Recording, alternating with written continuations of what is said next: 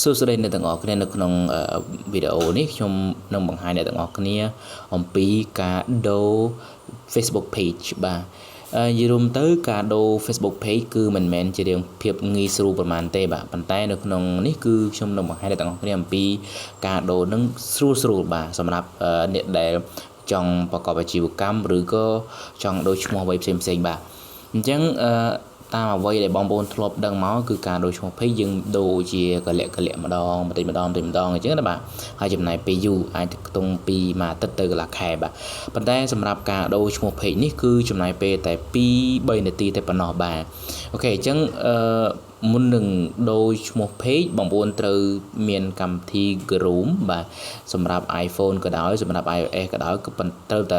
តែចូលទៅក្នុង Groom បានអាចដូរបានមិនអាចចូលទៅក្នុង Facebook របស់យើងបានទេបាទអញ្ចឹងបើសិនជាបងប្អូនចូលមកក្នុង Facebook app ហ្នឹងគឺអាចដូរបានទេអញ្ចឹងជំហានដំបូងបងប្អូនត្រូវតែចូលនៅក្នុង Groom បាទឥឡូវខ្ញុំឧទាហរណ៍ឲ្យបងប្អូនមើលណាចូលក្នុង Groom ហើយបងប្អូនត្រូវវាយFacebook ឥឡូវខ្ញុំវាយថា Facebook ណាព្រោះអានេះខ្ញុំធ្លាប់វាយម្ដងហើយវាលោតចេញដល់ពេលដែលបងប្អូន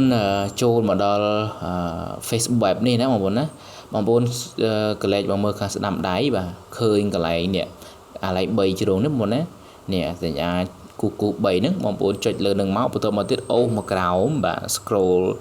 down មកហើយបងប្អូនមើល page បាទមើលកន្លែង page នេះបាទមើលកន្លែង page នេះបើអត់មាន page ដែលយើងចង់ដូរទេបងប្អូនចុចកន្លែងពាក្យ see all នេះបាទ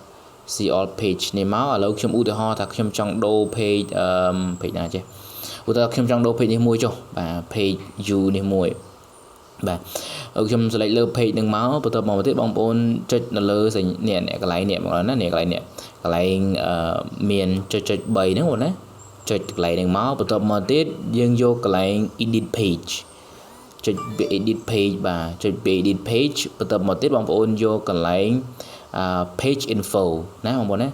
page info បាទអញ្ចឹងមកដល់ជំហាននេះគឺជាអ្វីដែលយើងត្រូវដូរអញ្ចឹងទីនេះកន្លែង about នេះកន្លែង name អញ្ចឹងបងប្អូនចុចលើពាក្យកន្លែង name នឹងមក select កន្លែងនឹងហើយបងប្អូនលុបចោលទាំងស្រុងតែម្ដងបាទលុបចោលទាំងស្រុងហើយបងប្អូនចង់ដូរមកដូរដាក់ឈ្មោះអីតាមនឹងទៅឥឡូវខ្ញុំឧទាហរណ៍ថាខ្ញុំចង់ដូរ page នឹងដាក់ថាTT អត់ទៅឧទាហរណ៍ខ្ញុំដាក់ថាទៅដាក់អញ្ចឹងហ្មងបាទ TT how to បាទចង់ដឹង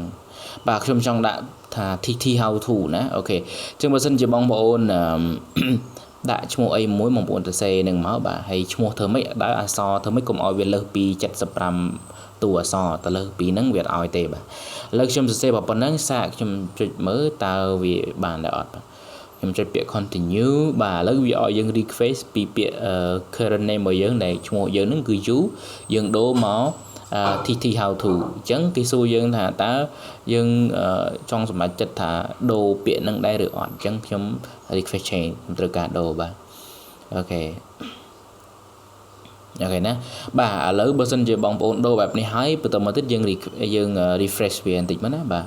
refresh បាទអញ្ចឹង refresh ហើយបានហើយបាទអូខេឥឡូវនេះបានហើយបាទ TT how to អូខេបាទអញ្ចឹងនៅក្នុងវីដេអូនេះមានតែប៉ុណ្្នឹងបើសិនជាបងប្អូនមានចម្ងល់អីបន្ថែមទាក់ទងជាមួយនឹងhow to បងប្អូនចង់ឲ្យខ្ញុំបង្កើតអីមួយពីរបៀបអីបងប្អូនអាច comment ពីក្រោមវីដេអូនេះបានបាទអរគុណច្រើនសម្រាប់ការតាមដានទស្សនានៅក្នុងវីដេអូនេះបាទ